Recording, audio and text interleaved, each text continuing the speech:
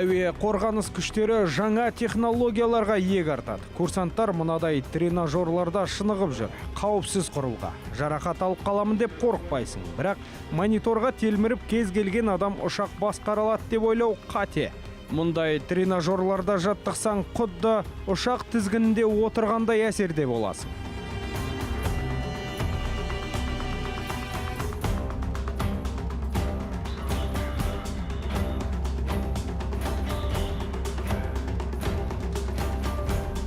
На базе военного института отделом информационных технологий совместно с профессорско-преподавательским составом Бұл тренажерді осындағы оқытушылардың өздері құрастырған.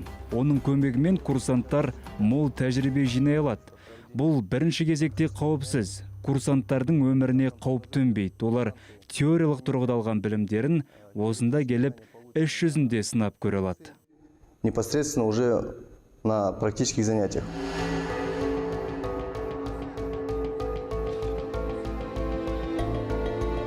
Бұл тренажер бірнеше міндетті қатар атқарады. Ұшақты ұшыратын және қондыратын кезде экипажды басқара аласың. Одан кейін күн райы қолайсыздау болған кезде ұшақты қалай икемге келтіретініңді көрсетесің. Әскери ұшақпен шабуыл жасауға да болады.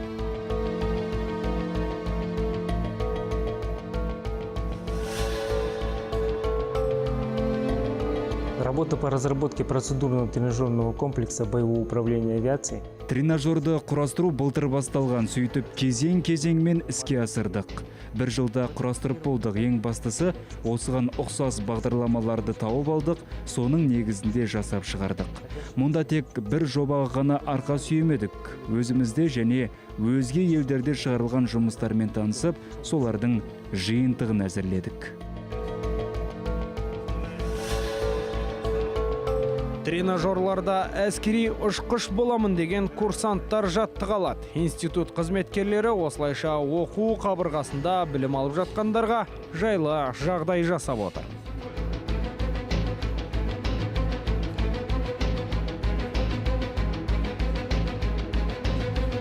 Во втором этапе производилось оборудование рабочих мест. Екінші кезеңде тренажер орналасатын аумақты дайындадық, бағдарламаны орнаттық, жиһаздарды құрастырдық.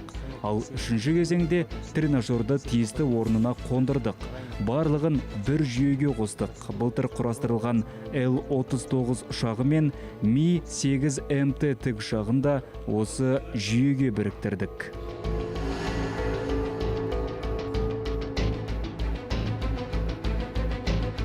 Тренажер болмай тұрғанда әскери институтта білім алып жүрген курсанттар тәжірибе жинай алмайтын. Ол үшін әскери бөлімдерге баруға жет болды. 4-й отстал. 400 есть, да, где-то сколько. Один из плюсов данного тренажера процедурно, что его модернизация, усовершенствование. Бұл тренажердің артықшылығы, оны жетілдіру үшін қомақты қаражат қажет емес. Көп шығынды керек етпейді. Өте ыңғайлы, барлығы түсінікті. Кәдімгі ұшақты басқарып отырғандай әсерде боласың. В дальнейшем планируется, что будут проводиться полеты в составе эскадрильи. То есть все параметры движения цели на индикаторе, на экране, динамика, радиус разворота, все сохраняется. Әлихан Дәулетов әскери институтта білім алады. Осы тренажерді құрастыруға атсалысқан. Оқу орнына түсу қиын болған екен. Талантты жігітті бірден қабылдай қоймапты. Бірақ меселі қайтпаған. Бір жылдан кейін тағы бағын сынады. Сөйтіп, әскери институттың курсанты атанды.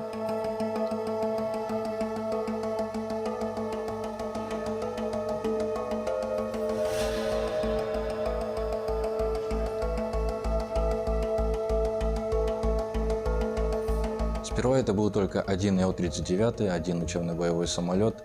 Далее это число увеличилось до 4.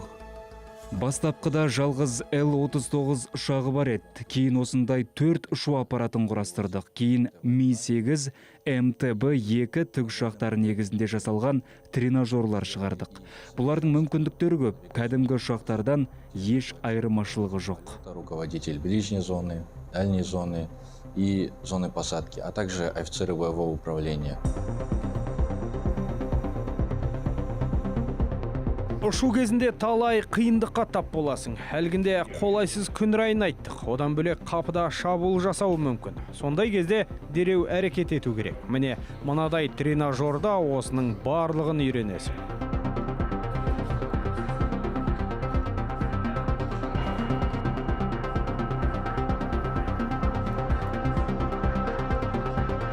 Сопряжение с процедурным тренажером летных специальностей Тренажерлардың пайдасы көп. Мұны тұтас кешен деуге болады. Өйткені бірнеше ұшу аппараттары енгізілген.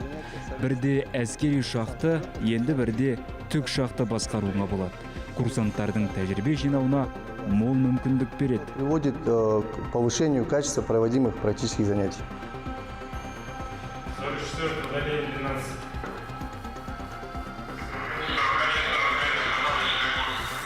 Қазір мамандар бұл тренажерларды жетілдіріп жатыр. Оның мүмкіндіктерін кеңейтуде. Сондықтан курсанттарды әлі талай сынақ күтіп тұр деуге болады.